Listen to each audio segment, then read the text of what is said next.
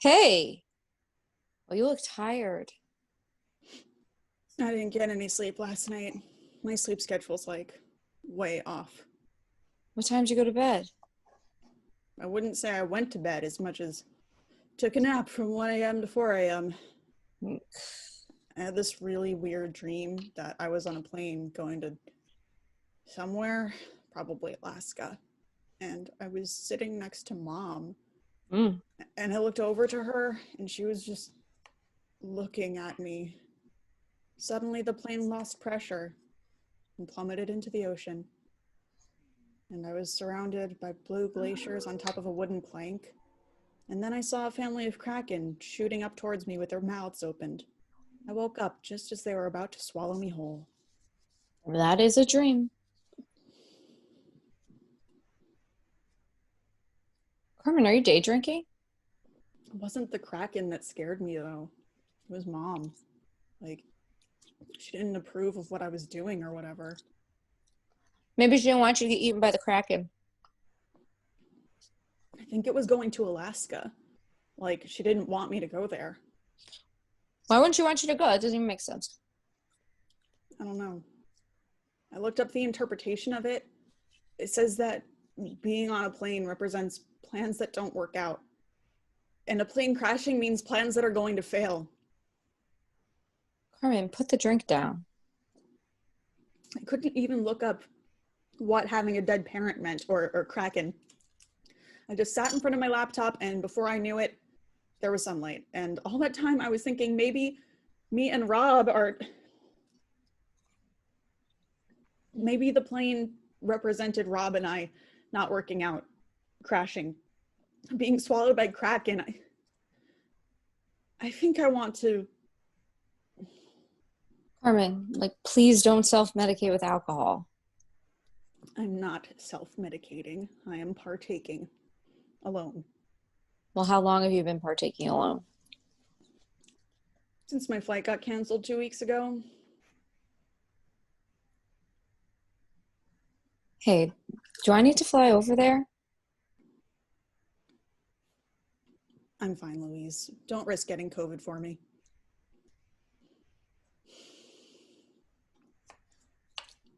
Are you and Rob still talking? He keeps sending me info for Alaska flights in June, July, September. And I know he means well, which is the worst part because he thinks he's helping. But it's making me feel like I'm a shitty girlfriend because I don't know if I want to anymore. Well, can he get a flight to Chicago? We've had way more cases here than Alaska. It's not safe right now. And even if it was, and even if the flight wasn't canceled and the plane didn't crash, what if it's not worth it? Rob and I, what if all the worrying and all the anxiety and the saving and the disappointment, what if seeing him is not worth it?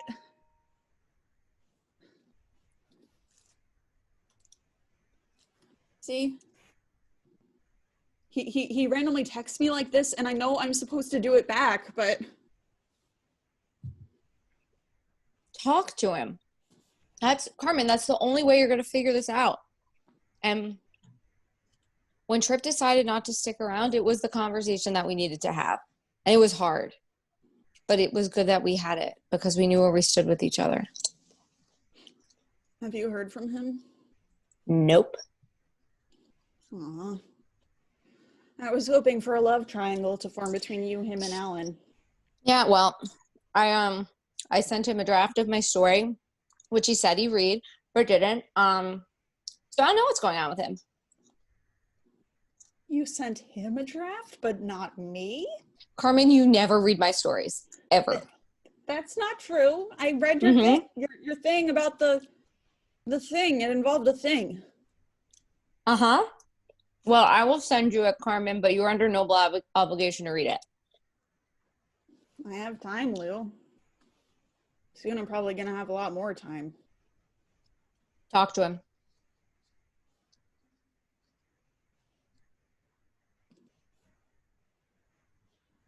Mm. I love Indian food. I had the best chicken tikka masala of my life in Dubai. Oh yeah? Where in Mhm. Dubai? The Marriott. Oh, interesting.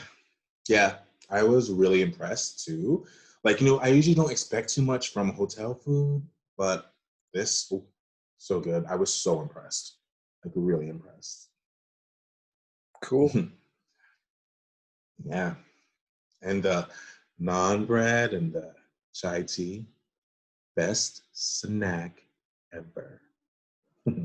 You know what naan and chai mean, right? No. Bread and tea. So when you say, Oh! yeah. So when you say naan bread and chai tea, you're actually saying bread, and tea. Yeah, that makes sense. You're welcome. I I did not know that. And I guess if I don't get anything else from out of the state, at least I learned that little bit of knowledge. Thanks to you. Yeah, I'm so glad I could explain that to you. You know what else I love? Dosas. Really?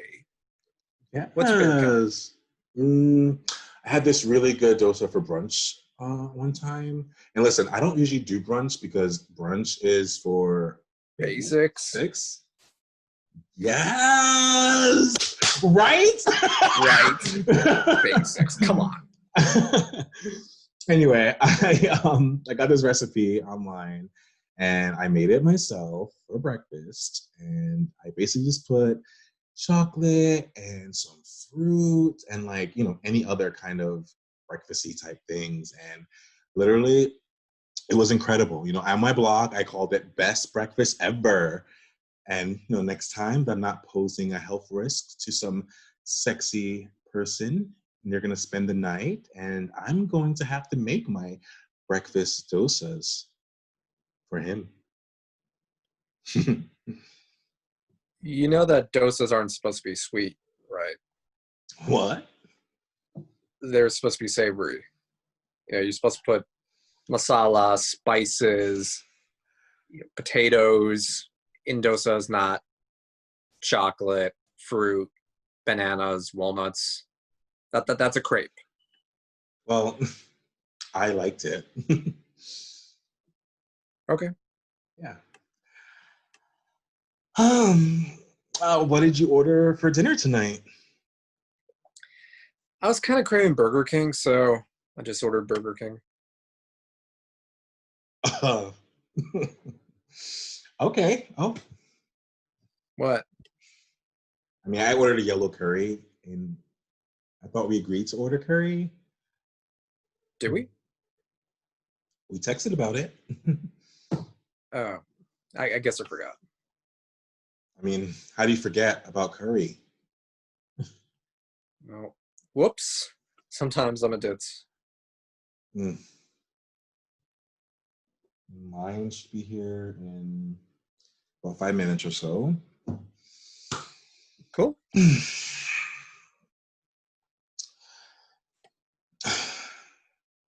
Look, you don't really look like the kind of person who would order Burger King on a date. Well, I did. Well, if you take someone to Burger King on a date, it basically means that you're a cheap ass. And if you order Burger King on a date, How about you not time out? How about you not judge my food choices? I'm not judging your food choices. I'm just saying. It kind of sounds like you are. If you order Burger King on a date, you're basically a cheap ass. That's not you trying to judge me? I didn't mean to judge you. Okay, look, I don't know about you. All right. I have been out of work for almost a month. I'm still paying rent. My landlord's being a dick. And yeah, maybe I am a cheap ass. Maybe I have to be a cheap ass right now because I don't know how much longer I can stay here. I'm sorry. I didn't know. I shouldn't. I just needed a nice date with someone. You know? You know what I'm talking about? But you know what? Eating my chicken fries alone sounds like a much better deal. than listening to some elitist food blogger who doesn't even know what a fucking dosa is. Okay, I'm not an elitist. I just, Kabir, I just don't think that Burger King is date food. I'm sorry. Then what is date food, Kevin? I'm sorry I called you a cheap ass. Look, can we just start over, please? I don't want you to eat alone. Nah. Enjoy your basic dosa.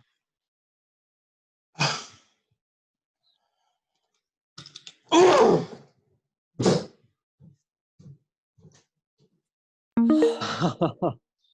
Oh, God.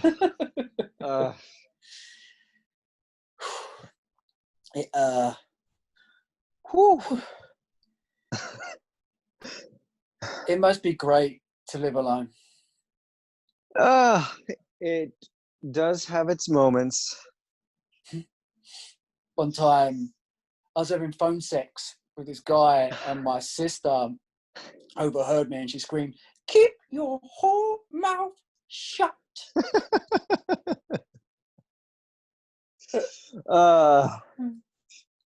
Remember the alley behind the bar in Amsterdam, How could I forget? and the hostel in Berlin? Shockingly, we weren't the only ones.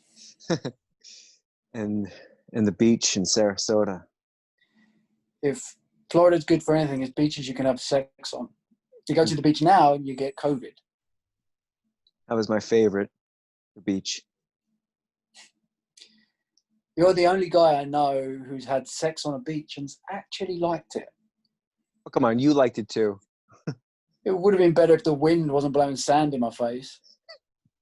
You wanted to put a towel over your face, but I wanted to see you. Mm-hmm. What was your favorite? I would say your hotel room in Venice. Oh, our first night together. You smiling at me from across the lobby.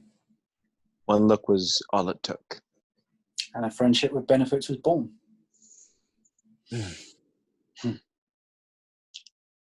How's that novel coming along? Any progress on that? Just a few pages. Read them to me. Come on, it's not really anything. I'm sure it's shite, but I like a rough draft. Well, this is not the kind of rough that I know you like. Why, Trip? I'll read it to you when it's finished, Dermot, I promise. I promise. I promise. Is that a hint of mockery here? Possibly. I'm serious, Dermot. You're gonna hear some of it one day. It's always one day with you, Trip. One day you'll do this, one day you'll see this person, one day, 2 day, 365 days. One day has to come eventually, Trip.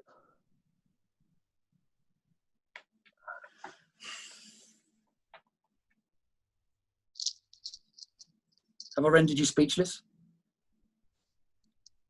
I'm just trying to process what you're saying. Here's another way of saying it. You say you're going to do things and you never actually do them. No, or you say you want to see this person and then you don't. Like the one guy in New York who's you deciding between a funeral and a Vita. I didn't expect the funeral. And the one girl you were supposed to see Lana Del Rey with. I was on deadline.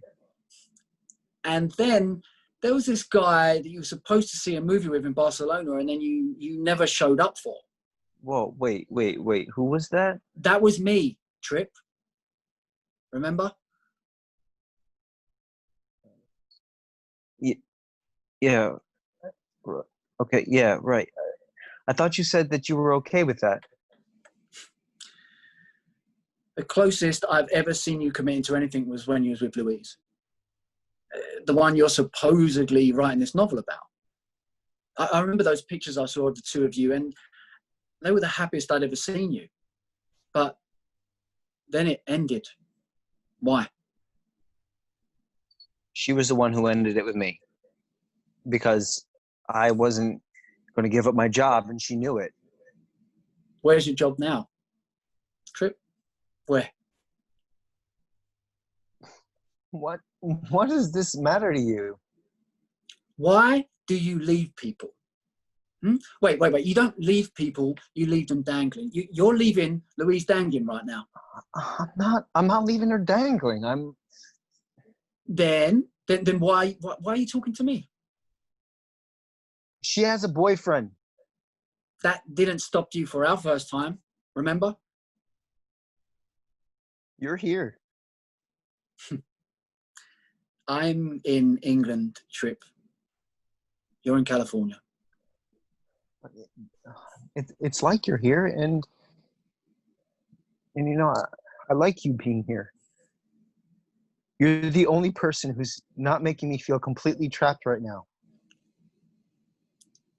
I doubt that. I know we never talked about it in depth, but I always wondered if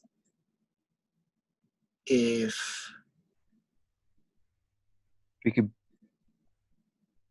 could become something more. Oh my God.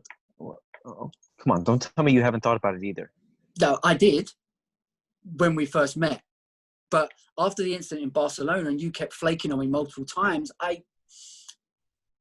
and I'm someone who sees you multiple times a year, Trip.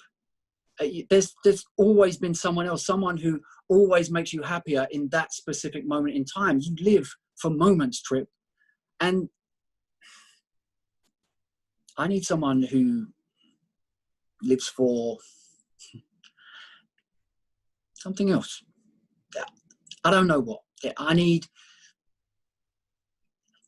someone who doesn't care how easy or how hard things get. And it seems like Louise does too.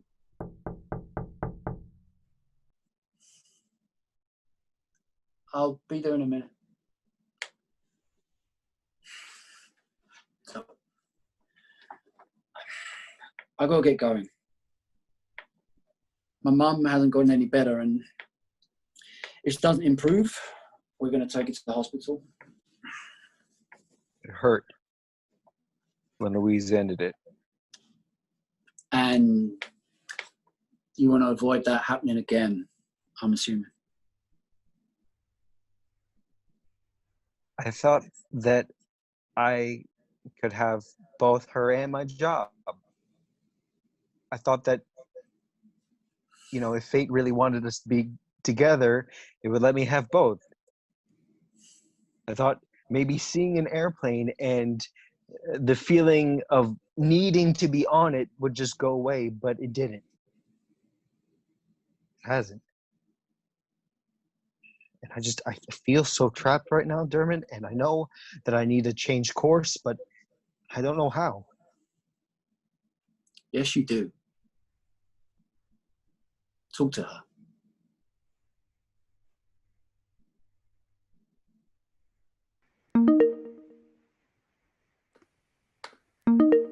Hey, Hey, Carmen, what's up? please don't talk until I tell you to. Just let me talk. I had a really weird dream last night that I was flying up to Alaska with my mom, and she was looking at me, and then the plane crashed, and there was Kraken, and... Sounds like really... Please, Rob. So I went on a rabbit hole about what planes crashing in dreams mean, and one definition I kept coming across was plans that aren't working out, and it just got me thinking about us and how I'm like, why am I doing this? Why am I involved with someone miles away? Why have I been involved with someone miles away? And all I could think of was why? And I was driving myself crazy trying to figure out a solution. Like, if the universe or whatever really wanted us together, my flight wouldn't have been canceled, you know? Like, if we were really meant for each other, if we were preordained for each other, we would have, like, been together. And if we really were meant to be together, then being with you would have been good for me. Carmen, you're I've overthinking. said, don't talk until I tell you to. I was listening to this podcast and they were talking about mental health during the pandemic, and they say to embrace the uncertainty that no one knows anything. And I've tried doing that with us, Rob. Embracing the uncertainty of when we were going to see each other next, and when there was certainty, it was good. Everything seemed like it was falling into place. We were excited to see each other. We had a plan. But now, not knowing when we'll be able to see each other next, it's not good for me, Rob. It's not good for my mental health. The last few times we've talked, I just feel more and more, or rather less and less, like this is really going to happen. And it sucks, and I hate that I'm saying that, but it's just like, maybe we're not strong enough to survive this after all. And I feel like shit for saying that. But I've been thinking about it the last few days, and I didn't want to think about it, but the thought kept coming up in my mind, and I'm like, maybe it would be better for me if we just... But I don't want to break up with you, Rob. I really, really... If I just had some space where I could think about things without being pressured to do something I'm really not sure about doing. Basically, it's not you, it's me. And maybe what I need right now, and maybe what you need right now, is just a break. I don't know for how long. It could be I realize I was wrong next week, or maybe next month, or maybe when this whole thing is over, whenever the hell that is. It's just what I need, Rob. For me.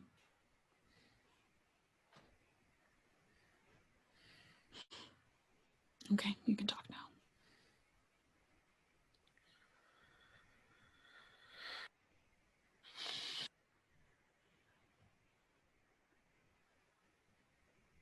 I only want you to be happy, Carmen. And if you need a break, then all right.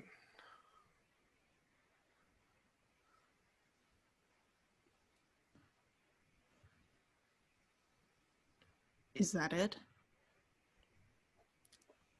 I don't know what else you want me to say.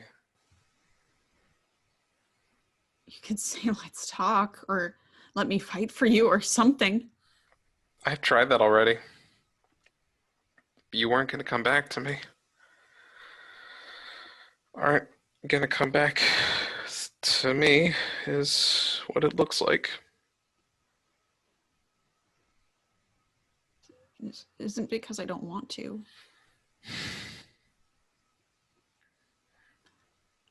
I love you. Yeah.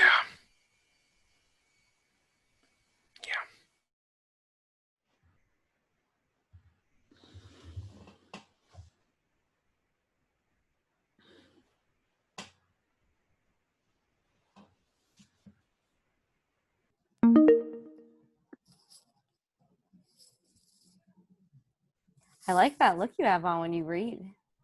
Shh. Okay. Almost done. Okay.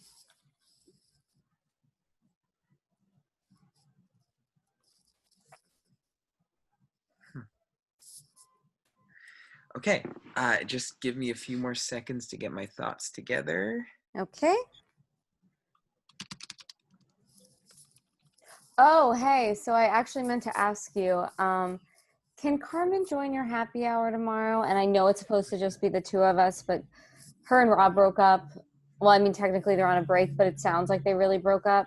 And she's just been really sad lately. And I mean, I'm worried about her alone in Chicago. And I mean, yes, we've been checking in every day, but I don't know if she's talking to like anyone else. So I just want her to socialize, you know?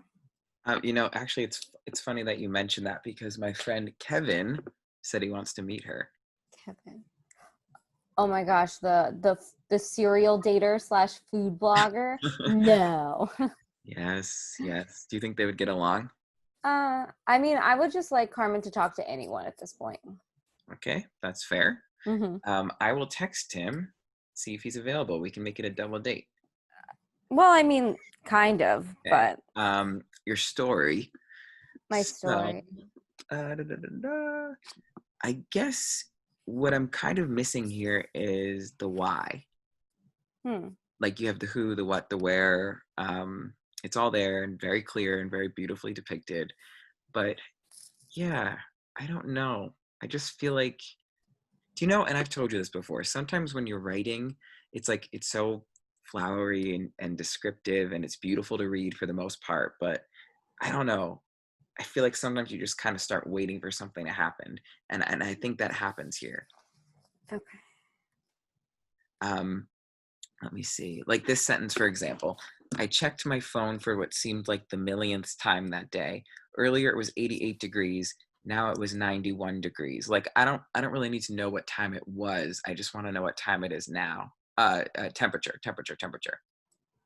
Well, that was just to give you context, and it was also my attempt at foreshadowing. You know what I mean? Yeah, no, totally. I just wasn't really getting that from it. Okay. The narrator doesn't board the bus until page 2 of the story. Oh yeah, that should really happen on page 1, I feel like, rather than this like really prolonged description of what she's going into the city for. You kind of repeat a lot of that information in the first scene anyway, and I just feel like you can let it kind of come out in the dialogue between narrator and Johnny, you know? Let the characters like speak for themselves. We don't really need it before then. Okay. Very vivid description of Johnny, but it kind of felt overwrought at times. Yes. His baby blue eyes seemed to pierce into my very soul, piercing me even further and further as our faces grew closer together. I don't know, but something about that just seemed kind of clumsy to me. Like, I wonder if just another way to accomplish that might be like his baby blue eyes came closer and closer to mine. Simple, you know, we're not going to kill you for being simple. Uh-huh. Also, well, this probably says more about me than the piece itself. But all the time they were on that bus together, and this Johnny character, he kept saying like very flowery things like, a tunnel is like a portal into another world you could never imagine.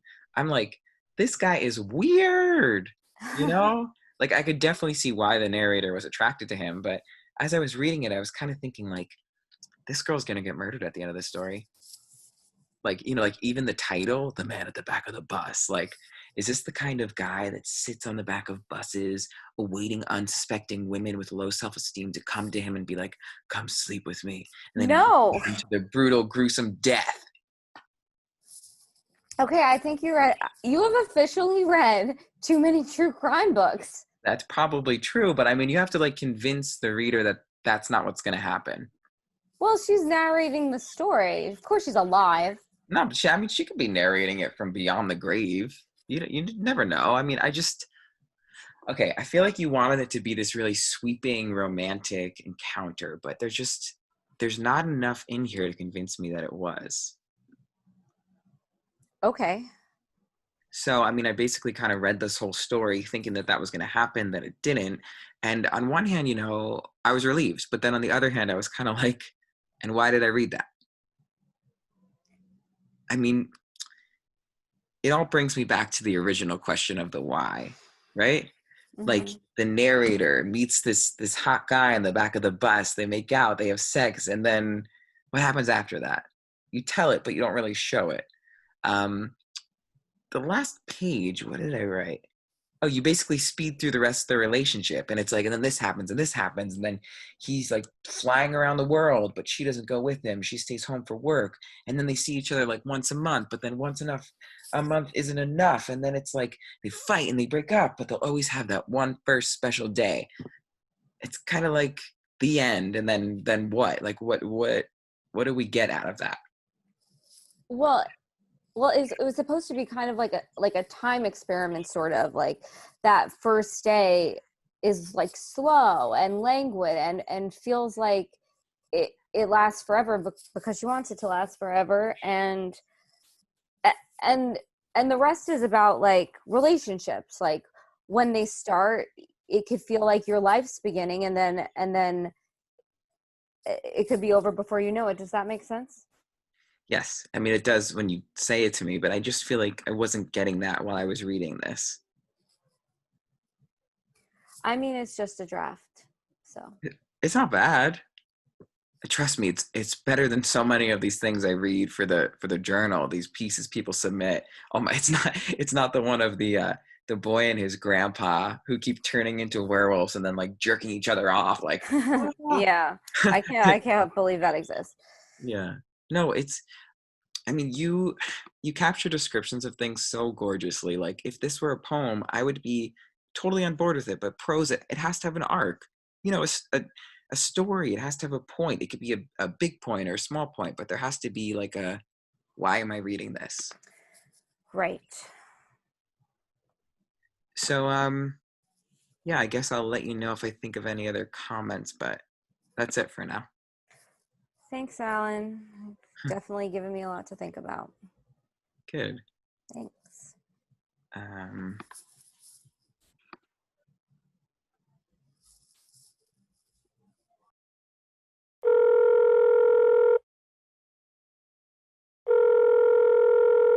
Hey. His baby blue eyes seemed to pierce into my very soul, piercing me even further and further as our faces grew closer together. That's from my story. It is. Does this mean you've read it? Yeah. God, Louise, it was the most beautiful piece of prose I've ever read. Really? You captured everything about that day perfectly in every word, every sentence. What else did you like about it? Wow. The part where they kissed on the back of the bus, the part where they laid on the green of Bryant Park, the part where they went back to the apartment together. I felt like I was there for all of it. I mean, you were there, so. There is one thing, though. Yeah? The last few pages, Yeah, no, I know that part needs work. they don't end up together at the end. What if it ended with the two of them getting back together again? Years later, they reconnect, realize they're perfect for each other and should have been together a long time ago. The guy realizes he had everything he wanted in her, and he chooses to stay grounded with her, but he doesn't mind, because they'll forever be exploring the terrains of each other's hearts. That's the ending I'd want for these two.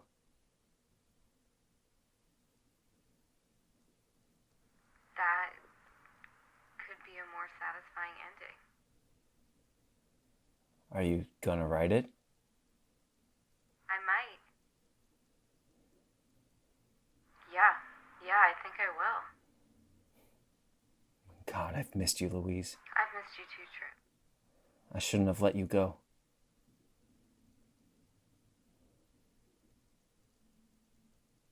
It was 91 degrees when we met, remember? I remember everything, including a girl who stepped onto the bus who was incandescent. I didn't want that day to end. Maybe this time it doesn't have to.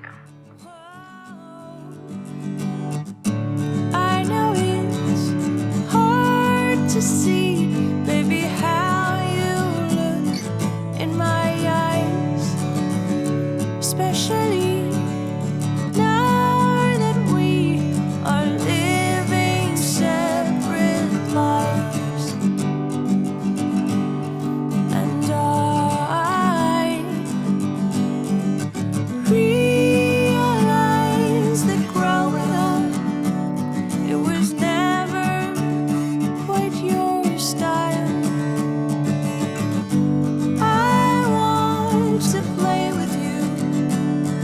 And